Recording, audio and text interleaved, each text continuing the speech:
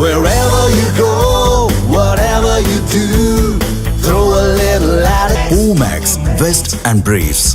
குடியரசு துணைத் தலைவராக சிபி ராதாகிருஷ்ணன் தேர்வு செய்யப்பட்டுள்ளது தமிழர்கள் அனைவருக்கும் பெருமை என நமது மக்கள் முன்னேற்றக் கழக நிறுவனர் ஜெகநாத் மிஸ்ரா தெரிவித்துள்ளார். தேசிய செட்டியார்கள் பேரவை என்ற அமைப்பை 15 ஆண்டுகளுக்கும் மேலாக ஜெகநாத் மிஸ்ரா நடத்தி வருகிறார். இந்நிலையில் அவர் நமது மக்கள் முன்னேற்றக் கழகம் என்ற புதிய கட்சியினை தொடங்கியுள்ளார். இதற்கான அறிவிப்பை மதுரையில் அவர் வெளியிட்டார். தொடர்ந்து செய்தியாளர்களுக்கு பேட்டியளித்த அவர் கட்சியின் தொடக்க விழா செப்டம்பர் 26ஆம் தேதி மதுரையில் நடைபெறுவதாக தெரிவித்தார். 2026 சட்டமன்ற தேர்தலில் 234 தொகுதிகளிலும் போட்டியிட உள்ளதாகவும் அவர் கூறினார். மேலும் குடியரசு துணைத் தலைவராக சிபி ராதாகிருஷ்ணன் தேர்வு செய்யப்பட்டுள்ளது தமிழர்கள் அனைவருக்கும் பெருமை என்றும் ஜெகநாத் மிஸ்ரா தெரிவித்தார். அரசியல் கட்சியினுடைய பெயர் நமது மக்கள் முன்னேற்றக் கழகம்.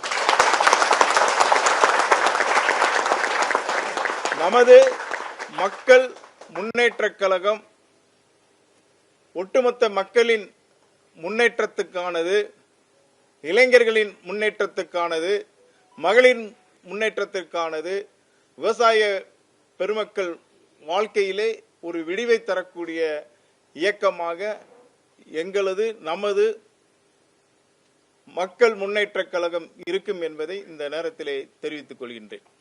குறைந்தபட்சம் 234 தமிழக சட்டமன்ற தொகுதிகளிலும் பாண்டிச்சேரியிலும் நாங்கள் பெருவாரியாக இருக்கின்றோம். அதே மாதிரி அண்டை மாநிலம் கேரளா, கர்நாடகா பகுதியிலும் நாங்கள் பெருவாரியாக இருக்கிறோம்.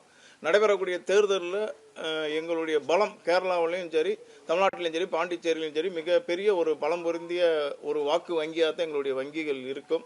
மாண்புமிகு ஐயா சிபி ராதாகிருஷ்ணன் அவர்களுக்கு நம்ம அனைவரின் சார்பாக, நமது மக்கள் முன்னேற்றத்தின் கழகத்தின் சார்பாக வாழ்த்துக்களை தெரிவித்துக் கொள்கின்றேன்.